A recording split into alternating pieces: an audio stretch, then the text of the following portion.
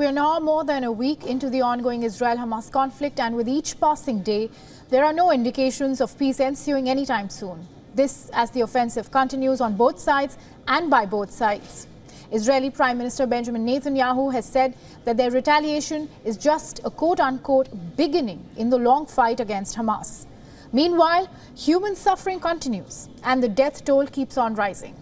So far, over 2,215 Palestinians have lost their lives and at least 1,300 Israelis have been killed.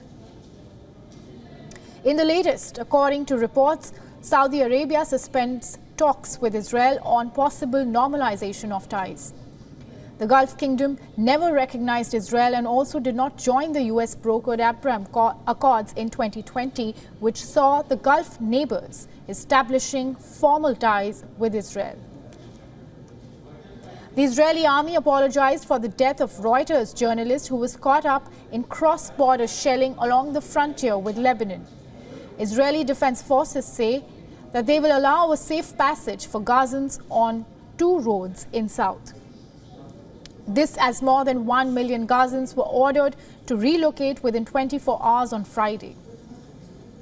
Thousands of people are now fleeing from northern Gaza to the south. Israeli army says their strikes have killed senior Hamas military commander. As per the army, the killed commander headed the Islamist group's aerial operations in Gaza. In a briefing, IDF said that their aim is very clear, which is to end state of this war by dismantling Hamas. IDF said that the situation on northern border with Hezbollah is also very tense. We are going to enhance our military operations. We use the words significant military operations. We do this, we advertised our intentions in advance, not because it has any military logic, it doesn't, because we want civilians not. New documents have surfaced that reveal that the militant group Hamas intentionally targeted elementary schools and a youth center in the Israeli kibbutz region. This was done to kill as many people as possible, seize hostages, and quickly move them into the Gaza Strip.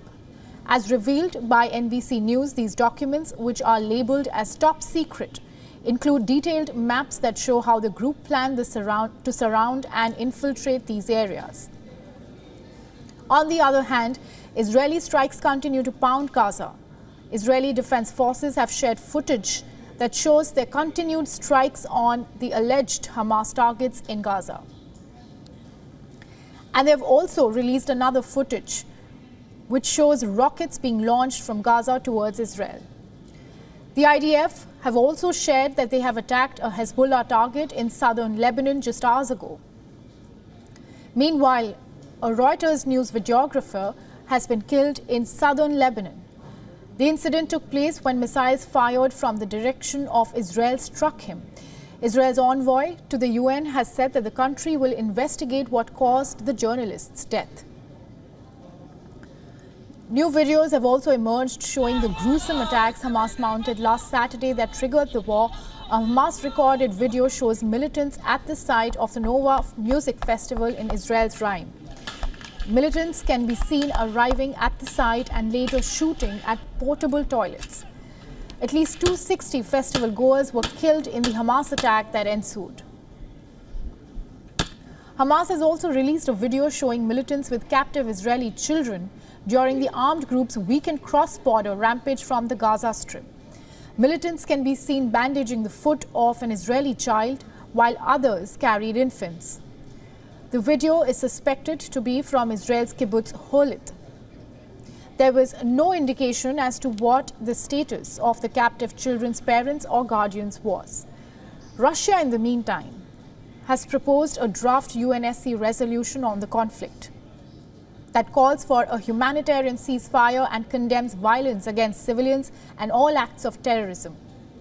Speaking of international diplomatic efforts, U.S. Secretary of State Antony Blinken continues his West Asia trip to engage regional partners and avoid the conflict to spread.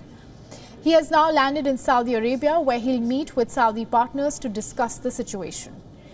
He was earlier in Bahrain, where he met the country's king and prime minister.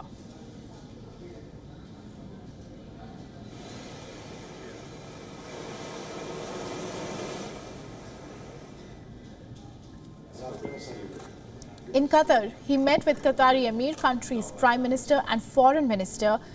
Speaking in Doha, Blinken said here can be no more business as usual with Palestinian militant group Hamas. However, Qatari PM signaled that Qatar would not be closing the Hamas political office. Thank you.